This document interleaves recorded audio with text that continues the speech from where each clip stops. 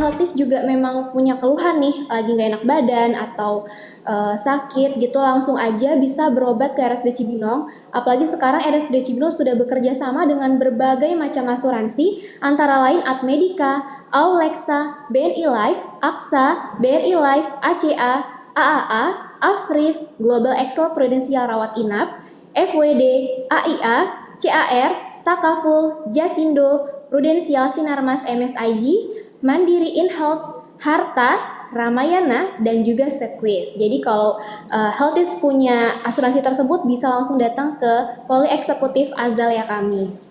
Oke, bersama saya sudah hadir narasumber kita yang sangat hebat, yaitu Dr. Sumardi Franciscus, spesialis anak konsultan M-Biomed. Beliau menempuh S1 di Universitas Indonesia, melanjutkan spesialis anak dan juga magister biomediknya di Universitas Brawijaya, dan mengkhususkan konsultan sebagai gastrohepatologi anak di Universitas Indonesia. Mari kita sambut kepada Dr. Sumardi Franciscus, spesialis anak. Selamat pagi, dokter. Ya, selamat pagi, Mbak. Sehat, dokter? Sehat. Ini udah banyak banget healthies yang penasaran, dok, sama tentang konstipasi karena memang relate sekali ya, dok, sama kehidupan anak sehari-hari kita ya, dok. Iya, kalau konstipasi itu sebetulnya awalnya nggak disadarin, tapi tiba-tiba datang ke praktek kita, sudah frekuensinya BAB-nya udah telat gitu.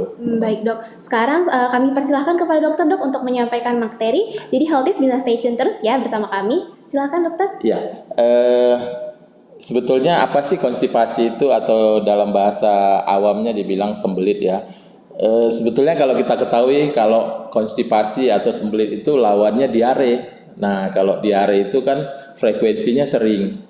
Nah, konstipasi itu frekuensinya justru jarang. Nah, kebalikannya gitu. Kalau diare mungkin sudah familiar ya, semua moms and daddy semua dimanapun ya. Kalau diare, kalau BAB-nya cair. Nah, kalau konstipasi biasanya jarang dan biasanya itu keras ya, keras, dan biasanya itu kalau udah mengeluarkan itu perlu usaha, effort. Jadi kayak dia mengedan gitu. Nah, lama-lama bisa jadi berdarah. Nah, itu yang sering kita datang ke praktek. Nah, kalau defekasi normal itu biasanya kalau kita datang anak itu biasanya 1-2 hari ya. Nah, biasanya tiap hari kalau itu sudah normal. Tapi kalau misalnya dia dalam seminggu kurang dari 3 kali, nah itu baru kita bilang konstipasi secara frekuensi. Nah, biasanya tinjaunya itu keras, besar, dan nyeri, dan jarang biasanya. Nah, kalau besar biasanya ya, kalau anak-anak itu biasanya kalau pup itu ya, kalau misalnya BAB, nah kan pakai ini ya, kloset.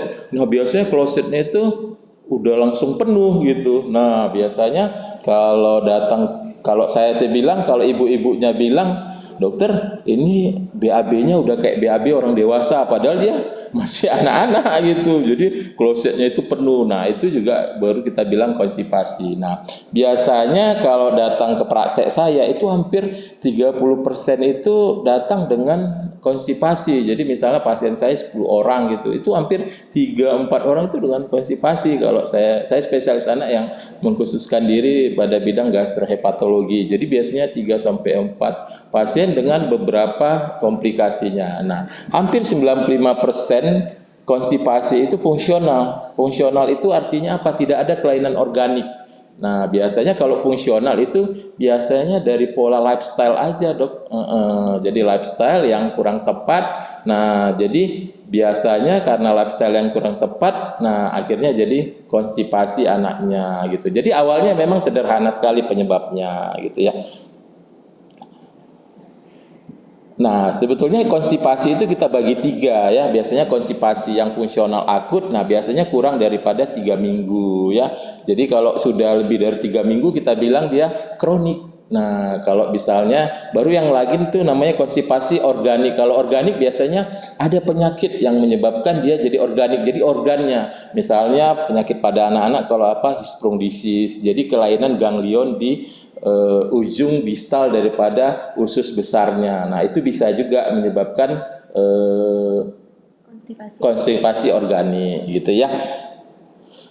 Nah, sebetulnya definisinya pertama gimana? Pertama itu frekuensi defekasinya, BAB-nya itu turun sekali, yaitu kurang daripada 3 kali. Nah, jadi ada juga kalau misalnya dokter, apakah frekuensinya harus 3 kali, kurang dari 3 kali? Enggak juga, beberapa anak itu 2 kali itu juga masih normal, tapi yang penting dia tidak ada usaha untuk mengeluarkan BAB-nya itu. Jadi tinjanya tidak keras gitu. Nah, itu belum kita namakan konstipasi. Jadi kita gabung lagi, kalau misalnya frekuensinya kurang dari 3 kali dan konsistensinya keras, nah baru ketika kita mengeluarkan anak itu nyeri dan biasanya dia distres.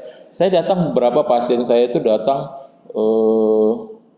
biasanya saya tanya, ayah, ibunda, biasanya anak-anak itu kalau konstipasi gimana? Biasanya konstipasinya dia ngumpet-ngumpet dulu. Nah, karena dia sudah nyeri dan distres, karena dia keras. Nah, itu yang menyebabkan anak-anak itu jadi takut dan distres ya.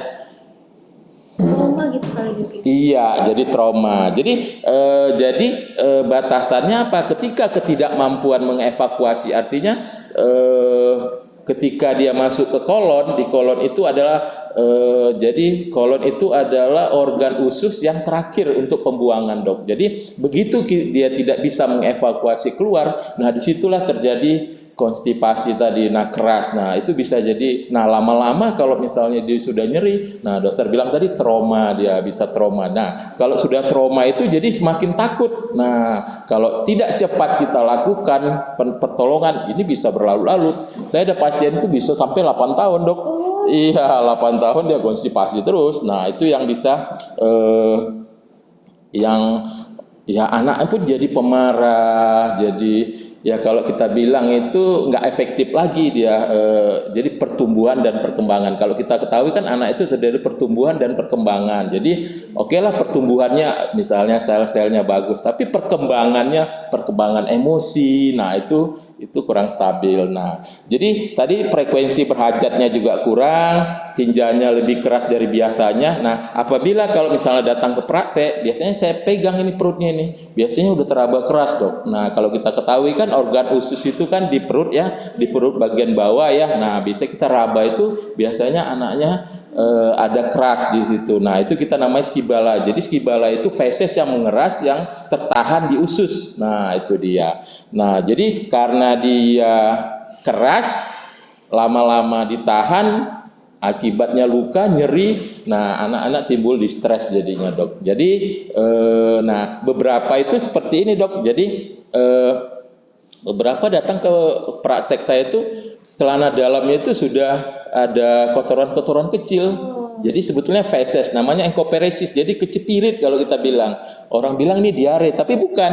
Jadi ternyata enkoperesis atau itu tadi kotoran-kotoran yang lewat sela-selanya itu, nah di ususnya itu. Nah itu biasanya saya ada pasien itu waktu datang ke praktek saya itu, dokter ini anaknya udah 8 tahun nih, udah sekolah, dok ya. Nah ke sekolah, nah teman-temannya di sekolah itu merasa nggak nyaman karena bau kan. Iya bau, jadi karena celana dalamnya itu Suka ada kecipirin. Iya karena dia kan susah ya bersihkan ya, masih anak-anak. Ya udah larut-larut, akhirnya dia jadi minder, dok. Iya minder, jadi ya tadi kembali ke stres lagi. Jadi bahaya banget ya, dok, bisa sampai ke perkembangan emosi. Benar, jadi perkembangannya yang terganggu gitu. Jadi anak-anak jadi minder, pemalu. Nah rata-rata jadi pemarah anaknya, dok. Ya itu yang bisa menyebabkan itu. Nah ini ada beberapa faktor yang bisa menyebabkan anak. Ini ada penelitian ya di Browis ya. Jadi ada 120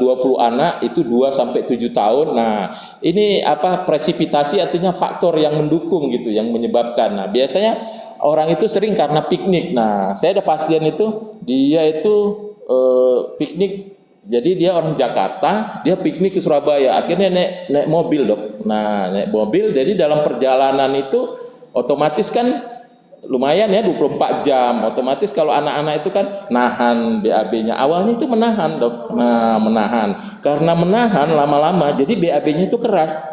Nah gitu. Nah satu yang perlu diperhatikan, apabila BAB itu ditahan 10 menit, dia itu tidak ada rangsangan lagi. Nah gitu, misalnya kita ya duduk di sini ya, seperti saya nih ya. Nah saya ini mau pup nih. Tapi saya tahan 10 menit itu bisa nanti lama, Dok. Oh. Nah, Ini baru ada lagi nanti lagi. nah, belakangan, nah itu awalnya, Dok. Jadi, nah itu awalnya dia nahan jadi 10 menit, jadi rangsangan itu jadi udah hilang.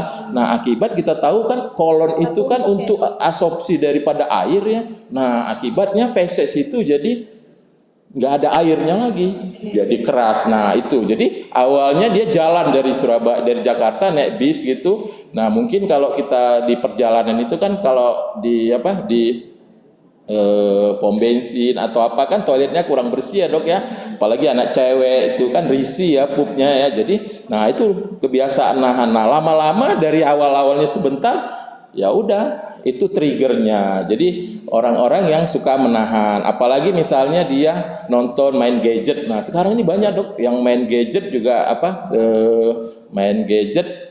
Nah, ketinggalan gitu kali ya, Dok ya, pengen terus. dia asik main gadget, jadi ada sebetulnya tadi ada rasa pingin pup, tapi karena dia sibuk ya, atau main HP atau main nonton film ya udah. Jadi awalnya ketahan, jadi BAB-nya jadi keras ya. Juga ada misalnya pindah rumah. Nah pindah rumah ini misalnya dia pindah sudah biasa tidak familiar dengan toiletnya lagi gitu ya. Jadi saya ada pasien juga nih, Dok. Pasiennya ini dia datang, dia di sekolah nih. Nah di sekolah, rupanya di sekolahnya itu toiletnya toilet jongkok, Dok.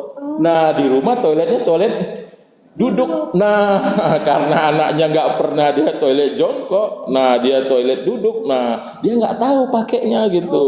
Jadi di selama sekolah itu ditahan. Nah baru datang ke saya setelah saya telusuri, ternyata toiletnya di sana itu. Nah akhirnya diusul sama pihak sekolah, dibuatlah toiletnya yang sekarang yang duduk. Jadi banyak faktor yang ada juga yang misalnya orang tua yang lagi mau bercerai, anaknya stres gitu ya, mungkin kayak pelampiasan ya emosi daripada anak. Nah itu bisa juga menyebabkan anaknya itu, ada beberapa pasien juga ya. Nah trauma di WC. Nah trauma di WC gini, saya ada pasien itu, jadi seorang anak putri umur 6 tahun, dia nggak mau lagi ke toilet, Dok. Nah kenapa nggak toilet? Rupanya di toilet itu pernah dia lihat kecoak. Oh iya. Nah dilihat kecoak, akhirnya dia nggak mau lagi ke toilet lagi, ke WC tadi. Jadi akhirnya sejak itu dia udah suka menahan gitu. Dan memang dia nggak bilang sama orang tuanya gitu. Jadi makanya hal-hal seperti ini yang perlu kita gali penyebabnya. Penyebabnya itu saya bilang sederhana sekali gitu, tapi efeknya ini yang panjang. Nah, terlalu telat untuk toilet training. Nah, nanti mungkin toilet training saya terangkan ya. Makanan cair ke makanan padat terlalu lambat juga itu bisa menyebabkan, Dok. Jadi ada muntah, kelahiran adik juga. Mungkin kelahiran adik ini gini, Dok, karena dia kan biasanya pup ya, biasanya dibantu ibunya, karena adiknya ada, otomatis ibunya ke adiknya terus. bener, jadi dia suka nahan gitu pupnya, jadi kurang bisa dibersihkan. Ada juga proses pembedahan, mungkin karena dia sakit ya. Nah masuk TPA ya, tempat penitipan anak. Nah seperti itu. Jadi ada ASI ke formula. Nah obat juga sering, Dok, obat-obat batuk, obat-obat kayak antasida, sukrafan. Nah itu bisa juga menyebabkan dia konstipasi ya. Jadi anak juga berkemah, Dok. Nah berkemah biasanya kan orang-orang yang suka anak-anak itu ya, pramuka itu ya, misalnya 3-4 hari berkemah gitu. Nah toiletnya kan susah nih, apalagi kalau anak putri itu. Nah itu kan dia jadi menahan. Jadi awalnya menahan. Nah itu dia bisa berlanjut ya. Nah ini gambaran ya, gambaran daripada usus ini ya. Jadi ini adalah usus besar. Usus besar itu terbagi dari beberapa segmen ya. Nah mulai dari kita masukkan dari sekum itu batas dari usus halus ke usus besar, Dok ya. Jadi dia masuk sekum, nah masuk ke kolon ascendent, nah itu masuk transversum, dia kolon descendent, nah kolon sigmoid dan rektum. Nah di rektum itu dia suka, di situ dia ketahan, Dok. Nah sifatnya rektum ini dia punya ambang juga, Dok. Artinya apa? Karena biasanya dia suka ditahan, jadi ambangnya itu jadi kurang sensitif lagi, Dok. Nah gitu. Jadi sebetulnya dia udah penuh, cuma karena suka ditahan, dia nggak ngasih tahu nih. Kan biasanya kan kalau misalnya udah segini, ada setumpuk begini ya, bilang harus pup nih gitu. Cuma karena sering ditahan, jadi dia nggak sensitif lagi. Nah itu, jadi biasanya rektumnya itu membesar. Nah disitulah dia menumpuk gitu ya.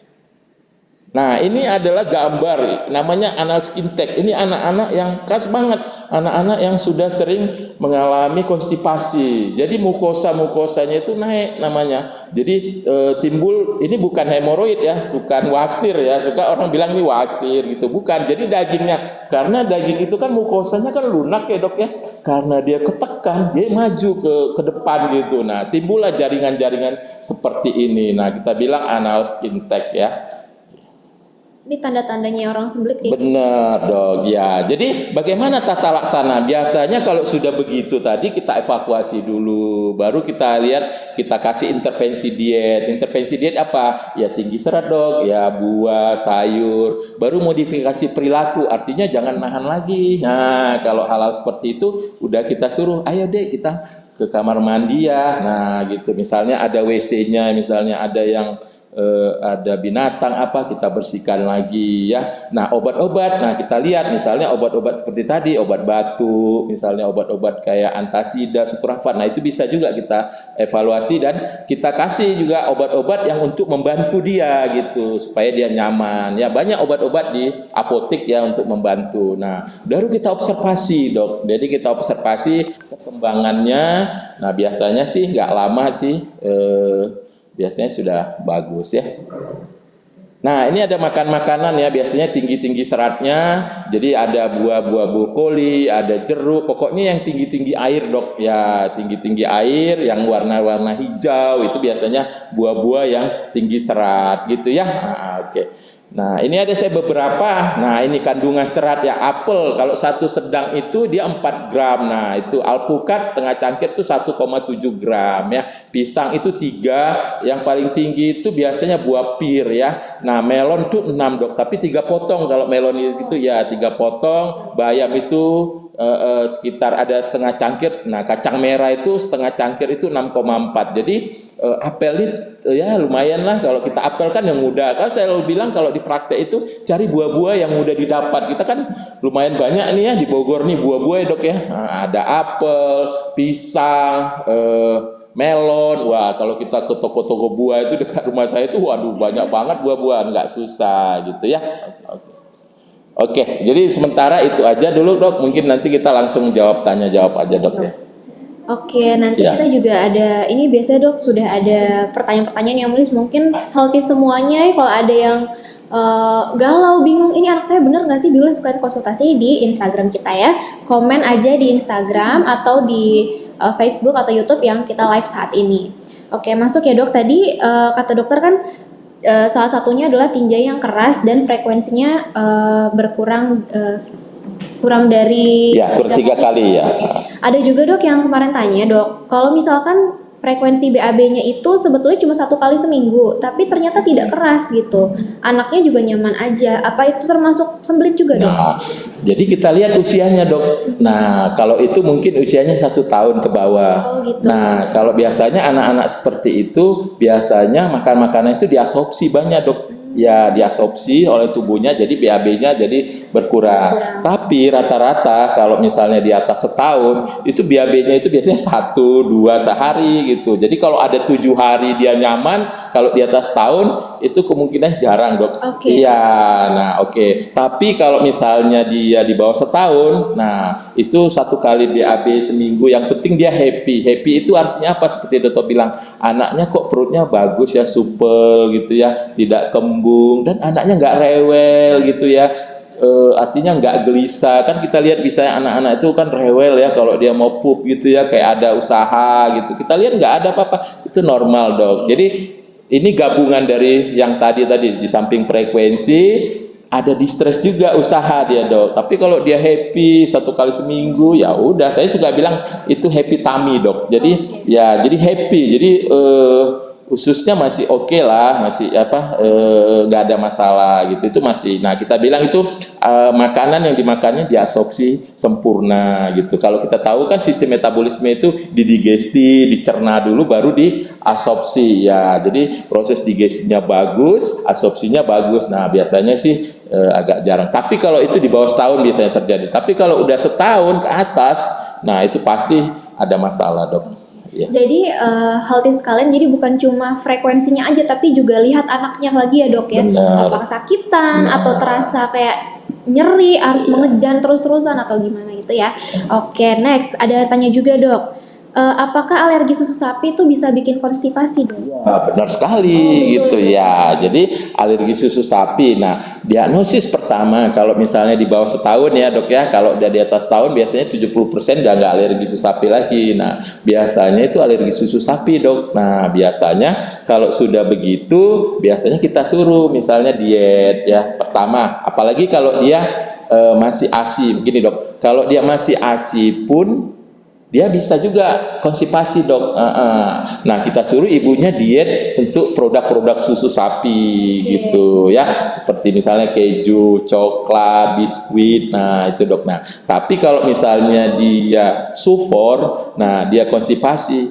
Nah kita pikirin pertama dia itu alergi susu sapi dok ya, di samping kelainan organik ya. Nah ada namanya red flag dok, jadi itu warningnya kita. Nah biasanya itu warningnya itu apa, biasanya BAB itu kan 48 jam pertama itu harus keluar dok. Nah biasanya kalau itu ada historinya dia telat untuk BAB pertama gitu. Nah makanya buat dokter itu, nah ditanya, Bu kalau saya itu ya, Bu dulu waktu lahirnya itu telat nggak sih BAB mekonialnya tuh. Nah gitu ya, mekonial pertama itu nggak boleh telat dari 48 jam gitu. Tapi kalau udah telat, iya dok dia BAB-nya 3 hari. Nah itu kita warning dok ya gitu ya.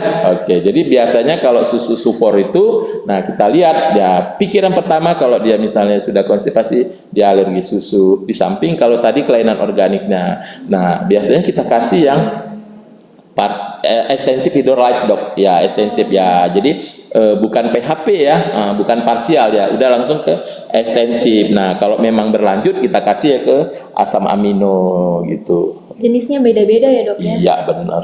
Kalau bayi itu kan apa ya, cenderungnya kan susah untuk ngomong, apa namanya, kayak nangis aja ibaratnya kayak gitu dok. Gimana sih ibu-ibu orang tua tuh udah harus ngeh, ini anak saya lagi konstipasi nih, lagi sembelit. Kalau bayi kan susah ya dok. Benar. Ada juga namanya diskesia dok. Nah diskesia itu sebetulnya dia mau pup itu sakit banget, tapi setelah keluar kok lembek gitu, iya gitu. Jadi itu bukan konstipasi gitu, tetap konstipasi tadi. Kalau bayi ya kita bicara di bawah setahun dulu ya ini ya. Agak beda kita kalau di atas tahun sama di bawah setahun dok ya. Ini kita bicara di bawah setahun ya, kalau bayi gitu ya agak susah. Nah biasanya kalau kita bilang dia di bawah setahun, kita lihat dulu dia minumnya apa gitu kan. Biasanya apa yang kita minum, kalau bayi kan minum ya, bukan belum makan ya, kecuali 6 bulan udah makanannya dok ya. Nah kalau di bawah 6 bulan kita bilang susunya apa, kalau ASI, kalau dia konstipasi. Nah kita lihat bayinya happy nggak gitu, seperti dokter bilang tadi kan, 1 kali pun masih oke gitu ya. Nah karena makanannya berarti bukan makan, minum ASI-nya itu diserap sempurna sama dia gitu. Kita lihat dia happy nggak bayinya ini gitu. Kalau happy is oke. Saya pernah itu sampai 10 hari bayi fine aja itu ya, saya nggak kasih apa-apa gitu ya, nggak kasih. Tapi kalau begitu dia udah telat misalnya 7 hari anaknya rewel, kita pegang perutnya kok keras ya, kita palpasi kalau bahasa kedokterannya, baru kita lihat bawahnya itu. Nah biasanya kalau saya itu saya colok dubur dok. Nah saya colok dubur, kok keras nih. Nah biasanya dokter-dokter itu biasanya makanya kalau kita ketemu, kalau saya ke tempat praktek saya itu saya colok duburnya. Nah ya udah ini keras, nah ketahuan dulu. Nah misalnya oke. Nah tadi yang bayi tadi, bagaimana tanda-tanda kita dia konstipasi enggak dok ya. Nah kita lihat bayinya happy enggak gitu ya. Kalau happy ya 7 hari sih oke lah, enggak masalah ya. Tapi kalau bayinya sudah ngeras gitu ya, kita pegang perut nangis, kita palpasi perutnya juga kok ada ini ya, keras gitu ya. Nah kita ini ya, mungkin kalau moms daddy agak susah ya untuk jolok ya, biasanya kita bawa aja ke dokter. Nah tapi memang ada yang diskesia tadi, dia susah BAB tapi begitu keluar dia lembek. Nah itu kenapa? Itu biasanya proses perkembangan ususnya dok. Jadi belum begitu sempurna. Kita tahu kan proses embriologi itu kan bertahap ya dok ya. Nah jadi ususnya itu ada loop-loop, namanya loop-loop itu lekukan-lekukan gitu. Nah di situ dia biasanya mampet-mampet gitu ya. Nah itu biasanya kalau pertolongan pertama biasanya saya ajarin gerak-gerak kayak mengayuh sepeda kakinya, atau perutnya dielus kayak bentuk I love you, atau ada biasanya proses-proses disbiosis. Biasanya kita terlambai sedikit ya probiotik dok untuk untuk menambah ya disbiosis daripada flora normal ususnya dok ya. Oke, kita beralih ke pertanyaan Instagram ya dok. Ya oke. Ini dari @yudahanda_dahlan. Pagi dok, sehat selalu untuk dokter. Anak saya 2 tahun 2 bulan, sedari kecil kalau BAB walaupun gak keras tapi rewel, berusaha terus ketika proses BAB-nya. Penyebabnya apa ya? Ya oke ya. Nah ini nggak ditentukan nih, sedari kecil BAB-nya nggak keras berapa kali nih. Nah gitu ya, itu jadi agak ada ini. Oke, kita jawab ya. Kalau misalnya kurang lah kita misalnya ya, kita nih reka-reka dulu nih, nanti dua-duanya saya jawab. Misalnya kurang dari 3 kali, nah tapi nggak keras, tapi rewel. Nah biasanya ya dok ya, kalau misalnya dia agak rewel, biasanya sudah ada itu kayak skibala dok. Ya skibala itu BAB yang mengeras, tapi memang keluarnya belum begitu keras gitu. Nah mungkin frekuensinya itu dia agak jarang. Ya tetap frekuensinya itu harus kurang lebih dari 3 kali ya, kurang dari 3 kali. Nah biasanya itu dipegang aja, oh ada keras gitu. Nah bisa juga dia konstipasi, atau kalau ini prosesnya sudah agak lama ya mungkin kita cari penyebab nyeri itu kan ada ya dok ya. Misalnya bisa dia ada riwayat trauma gitu ya, atau misalnya dia ada angin kembung gitu ya, proses disbiosis di ususnya gitu ya. Tapi ini katanya BAB-nya tidak terlalu keras ya, jadi bisa juga karena ya ada penyakit-penyakit. Kalau kita lihat organ-organ di situ ya, nah ada ginjal, ada pankreas. Nah kita harus telusurin, kan semua nggak usus ya dok ya. Nah gitu ya, tadi katanya dia tidak begitu keras, usianya 2 tahun. Kalau kita ke arah diskresia enggak, tadi kan diskresia saya bilang 4 bulan ya. Nah itu enggak, tapi memang perlu pemeriksaan lebih lanjut gitu ya. Oke. Ya, jadi kepada Mas Yuda, siapa tadi? Ya, Bapak Yuda Dahlan, seumpama misalkan ingin lebih lanjut tanya-tanya dan konsultasi, bisa langsung ke poli reguler kita, yaitu dengan Dr. Sumardi di hari Senin dan Kamis jam 9 pagi, atau di poli Azalea Eksekutif hari Kamis jam 8 pagi ya Pak, gitu. Jadi buat lebih jelas ya dok ya untuk selanjutnya gitu. Oke. Selanjutnya dari @handy_smile, dok, apakah betul jika anak cemas bisa mempengaruhi BAB-nya? Kalau cemas bisa mempengaruhi, mungkin kalau stres sekali gitu ya? Ya, apakah betul tadi saya bilang kan ada namanya ini dok. Kalau kita lagi ngetrenin gut brain axis namanya dok. Oh, apa itu dok? Ya, gut itu kan usus ya, brain itu otak ya. Nah, jadi ada sinap dok dari usus ke otak ya. Nah itu dipengaruhi kalau misalnya kita lagi stres. Nah itu bisa mempengaruhi. Nah misalnya gini, kita misalnya lihat kita ada lagi masalah gitu, kita bad mood kan, otomatis kita kan malas ya kemana-mana, makan nggak mau. Nah seperti itu dok, jangan-jangan pup. Nah itu bisa mempengaruhi juga dok. Nah misalnya orang lapar itu kan gampang emosi dok ya. Nah karena itu tadi dari gut ke brain yang mempengaruhi. Nah itu jadi ada sinap. Jadi betul sekali bapak tadi, apakah jika anak cemas mempengaruhi BAB? Benar. Nah saya bilang tadi, orang tua yang mau bercerai dia takut gitu ya, orang tua saya bercerai, saya ada pasien tuh, nah orang tua yang bercerai gitu ya, jadi akhirnya dia jadi kayak mau melampiaskan gitu, takut kemana-mana, mengurung diri di kamar gitu. Atau dia tadi ada anak yang punya adik, nah kan cemas ya, waduh perhatian bunda nanti berkurang sama saya nih. Nah mati-mati nanti dia jadi menahan gitu ya. Awalnya dia biasanya BAB ada bunda yang bantu, sekarang udah berbagi. Nah hal seperti itu ya, ini benar sekali Bapak Henry ini ya, benar Pak. Jadi bisa orang cemas juga bisa mempengaruhi BAB gitu ya. Selanjutnya dok, ada yang tanya nih dok, apakah ada waktu tertentu yang harus diwaspadai selama perkembangan anak nih? di waktu-waktu yang rentan untuk mungkin bisa terjadinya sembelit atau konstipasi ini, Dok? Ya, misalnya apakah itu ya waktu-waktu rentan ya. Tetap kalau misalnya kita bilang frekuensinya kurang daripada 3 kali seminggu, kita tanya aja BAB-nya keras, dan anaknya itu kayaknya di kamar mandi itu lama, Dok. Iya, lama ya.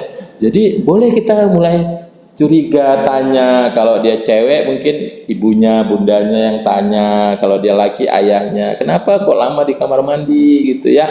Nah, baru yang kedua, misalnya 4 tahun harus kita ajarin toilet training. Nah, tadi saya bilang apa itu toilet training. Toilet training ini adalah suatu mengikuti refleks namanya, Dok. Namanya refleks gastrokolik. Gastrokolik itu apa? Begitu makanan masuk ke gaster, ada kontraksi di kolonnya, Dok. Nah, jadi itu refleksnya. Jadi makanya kok saya bilang, saya suka datang ke praktek itu, Dok, habis dia makan kok pup lagi nih, nggak jadi daging nih. Nah, gitu. Jadi apa yang dia makan tuh kok jadi pupnya langsung gitu. Wah, anak saya itu bukan, itu memang ada refleks namanya gastrokolik. Nah, itu kita manfaat, Dok. Artinya apa? Kita bawa anak kita habis makan sarapan pagi itu ke kamar mandi. Nah, kita tongkrongin aja 5 sampai 10 menit. Artinya apa? Kita ajarin anaknya itu mememori, Dok. Artinya pagi saya harus pup gitu ya. Jadi ternyata usus ini juga harus dilatih, Dok. Ya, dilatih supaya dia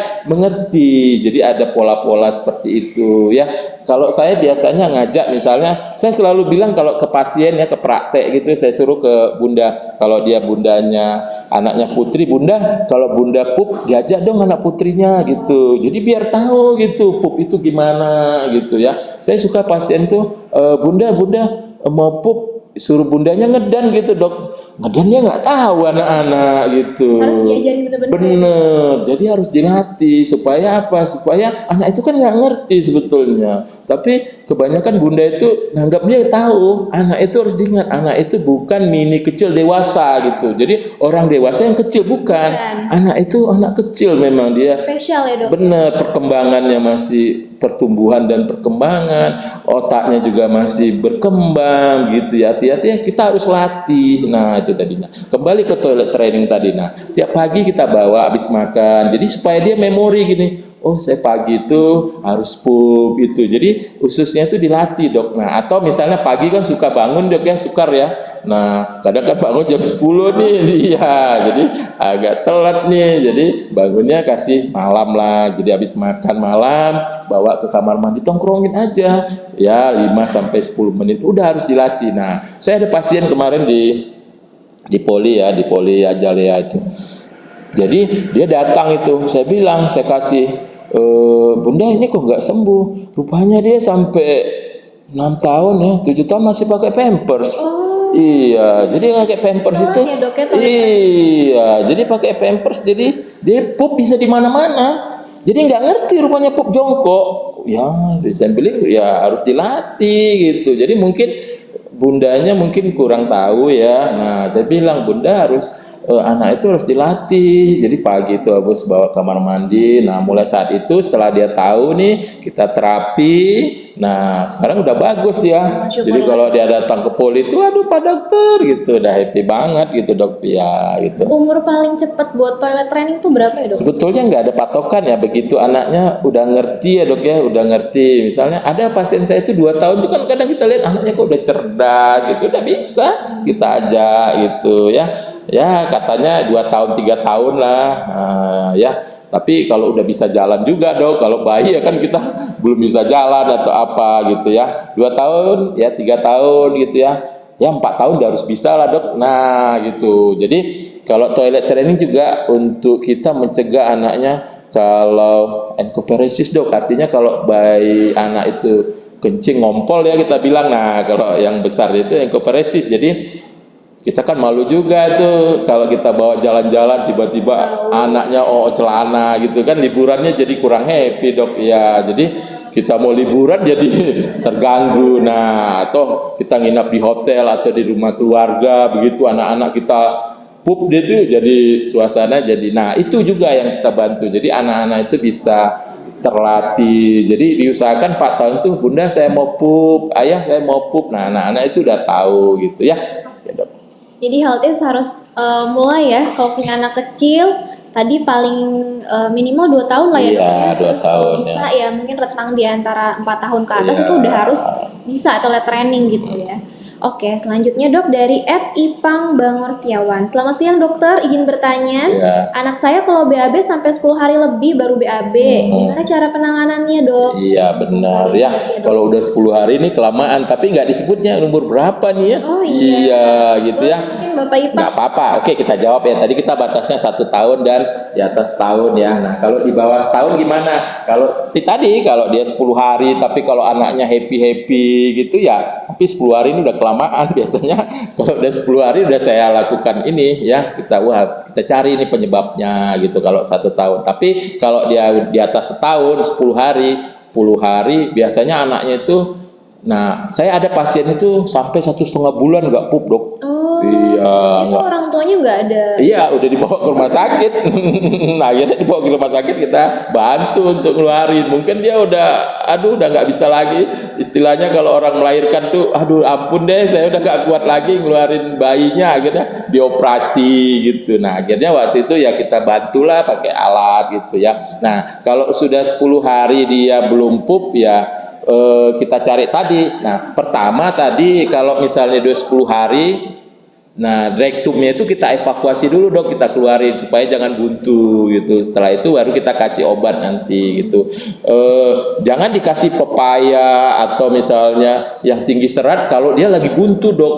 Oke. Iya, kita ketahui serat itu kan nggak diserap ya, jadi makin buntu nanti ya. Jadi kalau penanganan konstipasi itu yang bawahnya rektum tadi harus dikeluarin dulu gitu. Banyak obat-obat yang suka di warung-warung itu. Nah, tapi kalau itu jangan keseringan. Nah, kadang ayah bunda itu kalau lihat anaknya 2-3 hari nggak pup dimasukkan lewat anak kan jadi trauma dok. Iya, jadi trauma. Jadi saya pada pasien tuh datang ke saya tuh.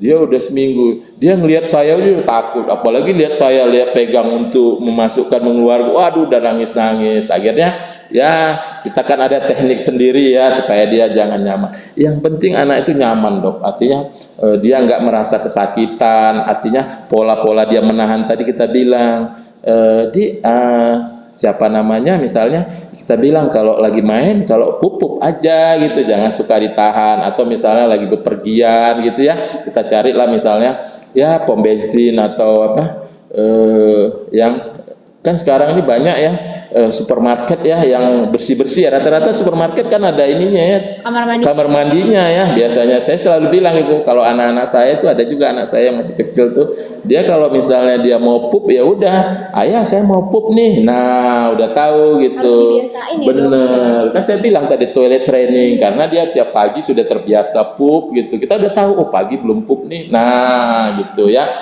gitu dok. Iya dok, berarti apa sih yang bisa dilakukan sama Healthiest Moms and Dad di rumah gitu untuk penanganan awal aja kalau mereka tahu, oh iya nih tadi udah dapet info kalau kayak gini-gini kemungkinan konstipasi, apa sih yang bisa dilakukan di rumah dulu dok? Ya pertama ya, kalau moms and daddy misalnya dapat anaknya misalnya udah kurang dari 3 kali sehari, 3 kali seminggu dalam 3 minggu tadi ya, akut gitu ya. Pertama kita cari dulu penyebabnya. Boleh kita kasih obat-obat, misalnya makanan-makanan dulu ya, misalnya kayak yang tinggi serat tadi, apel ya, kayak pepaya. Nah itu boleh kita kasih. Nah untuk pertolongannya. Nah, apabila misalnya masih belum bagus gitu ya untuk pertolongannya, atau kita cari penyebabnya, kita lihat misalnya tadi kan WC-nya ada tadi kecoa, atau misalnya tadi di sekolah tadi WC-nya seperti apa, kebiasaan ini dok yang harus kita cari dulu. Nah, biasanya kita cari, ataupun misalnya ada masalah di stres, nah itu juga bisa mempengaruhi. Atau misalnya di TPA, tempat penitipan anak, atau misalnya tadi anaknya dia punya adik, nah itu kan faktor-faktor yang seperti itu. Nah kita cari. Nah kalau misalnya sudah tidak ada, misalnya udah kita kasih tinggi serat masih seperti itu, ya boleh kita kasih yang seperti banyak yang masuk ke pantat tadi. Itu pun masuk ke pantat hati-hati juga, takut Supaya pasien saya itu banyak trauma dok. Jadi banyak trauma artinya nangis gitu. Mungkin ibunya mungkin karena ketidaktahuan juga gitu ya. Tiap dia telat BAB langsung ditusuk. Yang pertama mams ya kalau pertolongannya, ini kita mencegah dulu ya. Pertama toilet training ini deh paling penting banget deh. Ya paling toilet training. Baru yang kedua minumnya jangan kurang gitu. Nah biasanya rata-rata orang yang seperti ini juga minumnya kurang dok. Iya dehidrasi, otomatis kan kolonnya itu kan kekurangan cair, otomatis kan jadi keras ya dok. Ya baru makan makanan berserat. Nah harus diseringin. Nah kalau yang berikutnya boleh kalau misalnya bunda misalnya ada rezeki boleh beli probiotik gitu dok. Nah itu untuk pencegahan ya. Kadang bunda datang ke praktek yang dia udah sakit nih konstipasi, dokter saya udah minum probiotik tapi kok masih keras. Nah probiotik itu bukan untuk menyembuhkan tapi iya jadi itu kayak untuk preventif dok, arah seperti itu. Tapi kalau sudah sakit misalnya udah keras dikasih itu 2 banyak juga nggak ada gunanya, jadi harus dievakuasi lagi dan maintenance ya. Jadi kalau misalnya bunda udah melakukan seperti itu masih terjadi seperti itu, boleh kita bawa ke klinik kita dok ya. Jadi biar kita cari penyebabnya lebih dalam lagi ya dok gitu. Kalau yang tadi dokter bilang ternyata kita nggak boleh asal misalkan udah tahu konstipasi atau sembelit tapi nggak boleh asal makan pepaya, buah-buahan serat-serat tinggi gitu ya dok ya. Itu kenapa sih dok sebenarnya? Ya, tadi dok seperti saya bilang kalau dia sudah kronis, otomatis kan rektum yang di bawah tadi itu kan dia sudah keras dok. Nah keras ya harus dikeluarin kerasnya dulu gitu. Pepaya tadi biarpun kita kasih banyak itu ya nggak ada guna karena sininya mampet gitu. Nah kayak misalnya kita jalan nih ke mau ke mall ya, mall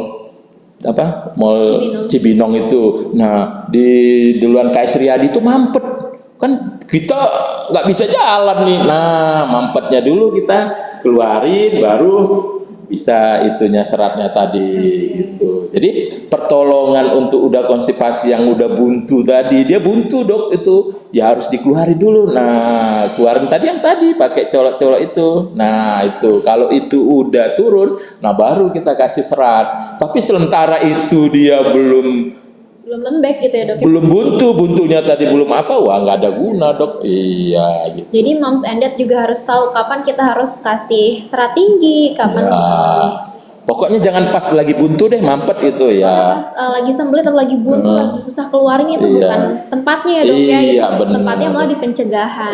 Nah kalau untuk air dok, kira-kira seberapa, kalau anak kecil tuh kan susah ya dok minum kayak dokter tadi bilang. Kalau orang dewasa mungkin ada patokan 2 liter gitu. Tapi kalau anak kecil ada patokannya nggak sih berapa ini, gitu? Betul. Jadi kalau anak itu kan misalnya di bawah setahun ya, di bawah setahun kan kita agak susah dok ya. Nah biasanya kan dia udah ASI, supornya biasanya kan ada kandungannya gitu. Misalnya kalau kita kan misalnya hitung-hitungan ini ya mams, bunda, dedi ya. Biasanya kalau misalnya berat badan dikali 150 sampai 200 per kilo gitu. Jadi misalnya kalau di bawah setahun kita kasih ada 10 kilo pertama kita kasih kali 100 aja. Jadi ada rumus led segar namanya. Jadi 1000 cc gitu. Nah ngasihnya gimana? Ya pasti kalau misalnya anak-anak ya pasti kalau di bawah setahun kan bundanya atau ayahnya yang ngasih gitu ya. Gimana ya, di sendok gitu. Kalau di atas setahun itu agak susah. Jadi saya suka datang ke praktek itu, dokter ini kayaknya kurang minum ini, saya bilang gitu. Anak sekarang agak susah ya dok ya untuk misalnya kita kasih minum ya. Akhirnya saya selalu bilang anak itu harus diajarin, mungkin polanya udah agak beda. Saya biasanya ya kalau pagi itu ya, kalau saya di rumah itu saya sharing pengalaman saya karena saya juga punya anak. Biasanya kalau misalnya dispenser itu saya turangi, saya langsung taruh ke mulutnya gitu ya gitu. Jadi tiap pagi itu saya biasakan. Nah mungkin lama-lama sekarang saya nggak gitu lagi dok, karena dia udah biasa. Jadi dia pagi dia udah langsung ambil. Jadi mungkin anak-anak itu seperti saya bilang, anak itu perlu diajarin dok. Ya dia kan nggak ngerti nih. Nah kebanyakan orang tua itu dia udah anakku udah pintar nih. Saya bilang anak itu bukan dewasa mini, bukan. Jadi anak itu harus diajarin. Nah gitu untuk minumnya. Kadang kalau misalnya ke sekolah ya dok ya, misalnya ke sekolah kan nih anak tadi saya ngantar anak saya di sekolah nih. Nah termosnya udah diterisi bundanya ya, diisi bundanya. Nah biasanya pulang sekolah saya lihat nih, saya tanya, Bunda minumnya udah habis belum? Nah gitu, jadi kan bisa tahu kita di situ kan ada CC-nya dok ya.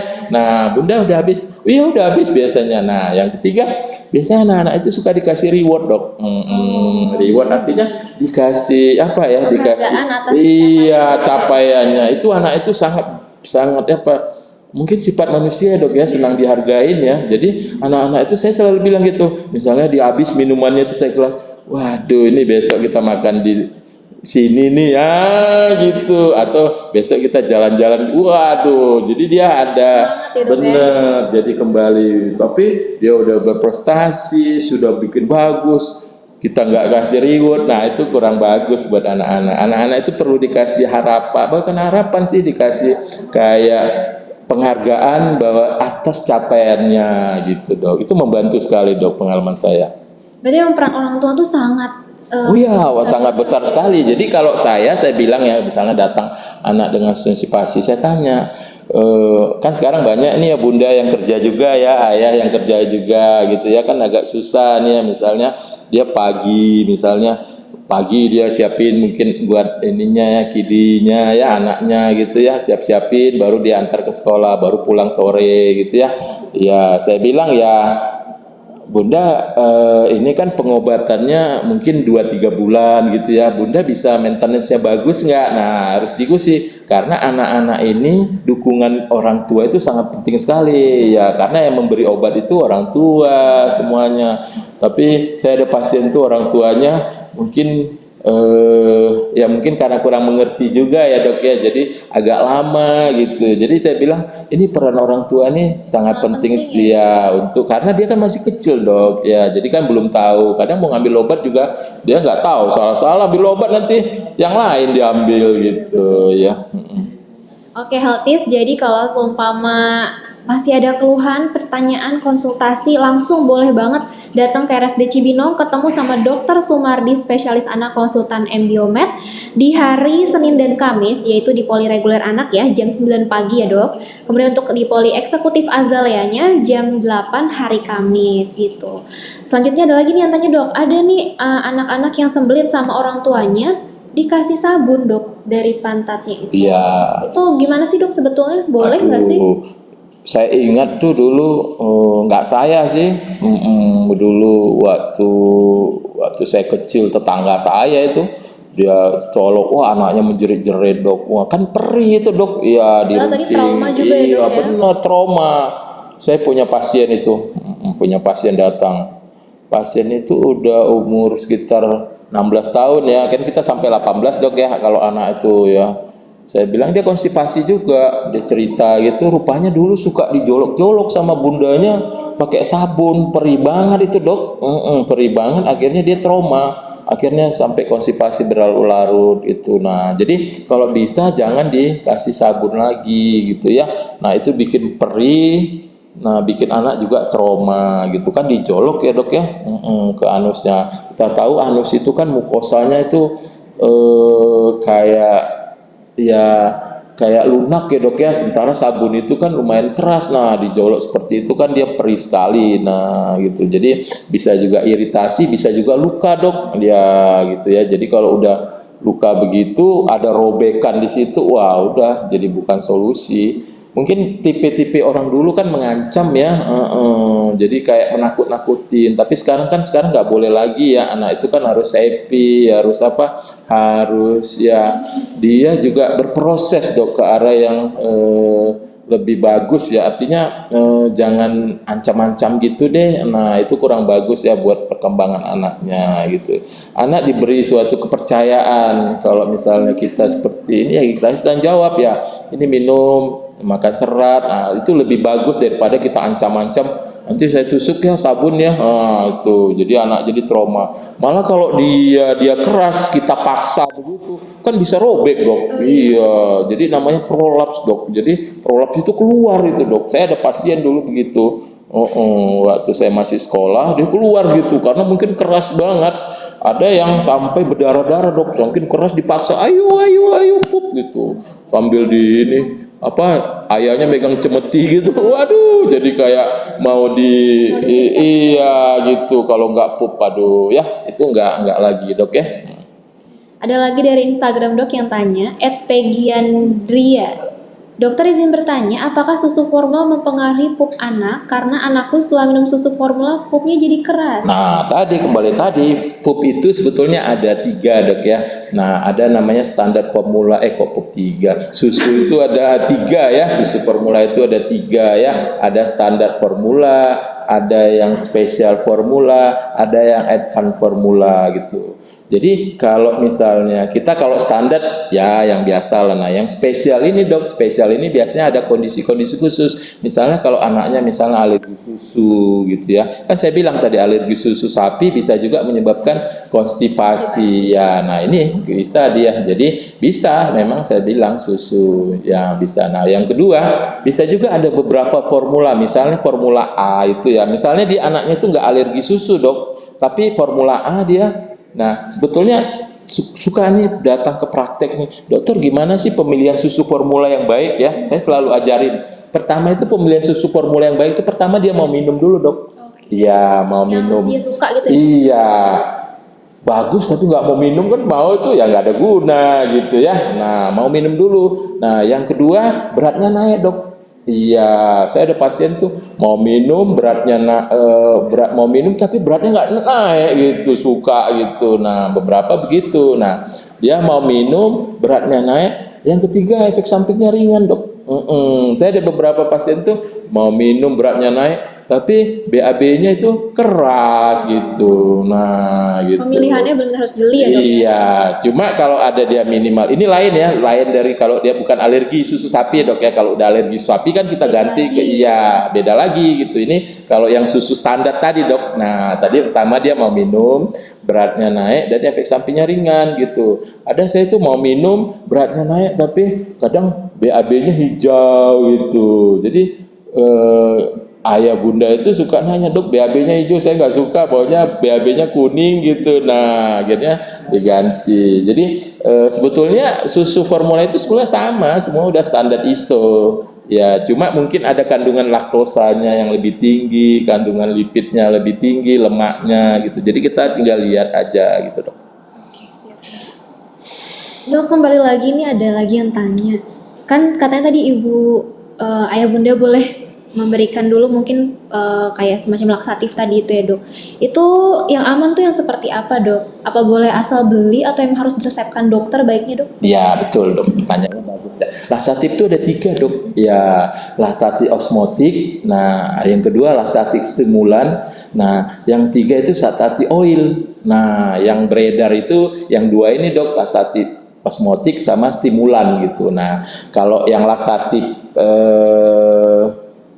osmotik itu nah kayak tadi tuh Lactulak ya, saya bilang mereknya ya Lactulosa, nah ada PEG, nah itu laksatif osmotik.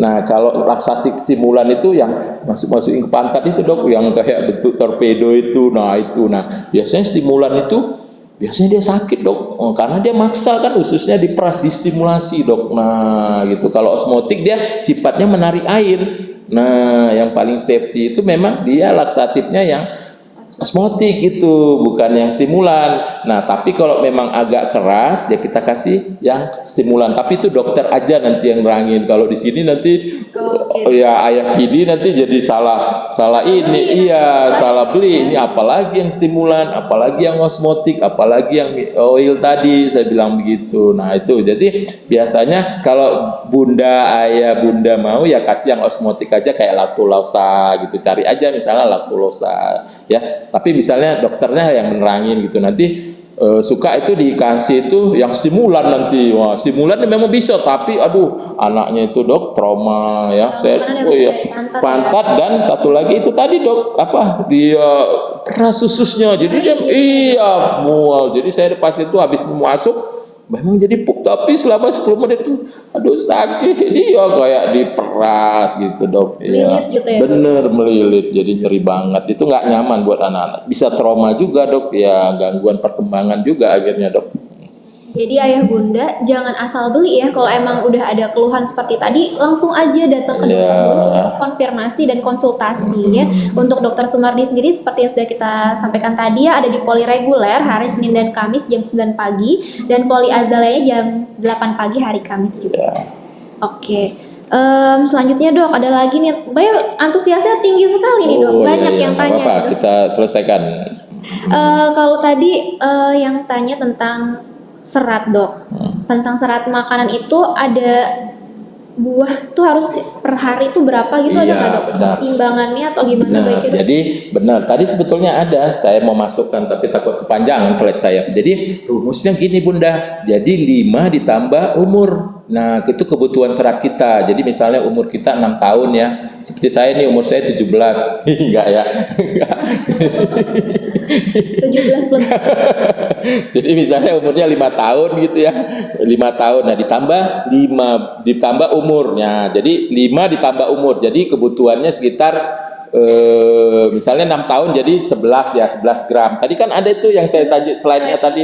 Nah, slide tadi yang apa? Yang berapa gram tadi itu kayak misalnya melon tuh berapa gram gitu ya. Nanti coba saya lihat dulu. Nah, ya itu. Nah ini dia apel, apel satu sedang itu 4 gram gitu, alpukat itu setengah seperempat cangkir 1,7, pisang tuh 3 gram. Nah gitu Bunda, jadi rumusnya ini yang gampang nih ya, gitu yang gampang. Jadi 5 ditambah umur gitu. Jadi kalau misalnya umur kita, misalnya dedek bayi umurnya 7 anak ya 7 tahun, nah ditambah 5 jadi 12 gram ini aja itu. Nah, tapi maunya ini variasi dok ya, jadi jangan melulu makan apel. Saya ada pasien, aduh buahnya dokter buah bunda itu apel terus ya, jadi perlu diganti ya, kayak wortel, kayak pisang, alpukat, pir, kita yang banyak banget. Saya suka ke yang di samping rumah sakit mana itu banyak itu toko-toko buah itu. Dan jamur di mana Nah tinggal beli aja gitu, itu. sebetulnya kita banyak banget dok ya, apalagi ini masih buah, belum lagi sayur. Iya, sayur-sayur yang seperti saya bilang warna hijau itu kan tinggi-tinggi serat semua dok. Nah itu sangat penting sekali gitu. Terima kasih banyak dok, ini materinya sangat jelas Iya, sekali, ilmunya turah-turah nih buat kita semua healthies ya. Dan kalau boleh nih dok, mungkin sebelum kita akhiri karena sudah sebentar lagi, closing statement dari dokter untuk ayah bunda di rumah nih. Ya, oke. Terima kasih ya Bunda ya, buat ayah bunda. Pertama itu saya selalu bilang pencegahan lebih baik daripada pengobatan ya. Jadi preventif lebih baik, better than kuratif katanya. Jadi preventif itu pencegahan. Artinya gini, pencegahan itu pola hidup, lifestyle ya. Jadi kalau dia sudah 4 tahun diajarin tadi toilet training. Jadi si anak kita Ananda itu kalau habis makan bawa kamar mandi 5 sampai 10 menit ya. Baru kalau misalnya susah bangun pagi, dia misalnya malam dibawa, misalnya ayah bunda kerja nih. Nah, jadi bisanya malam nih, Dok. Nah, ya udah bawa malam ke kamar mandi makan gitu ya. Nah, yang kedua jangan lupa minumnya ya, asupan airnya itu harus cukup Bunda gitu ya.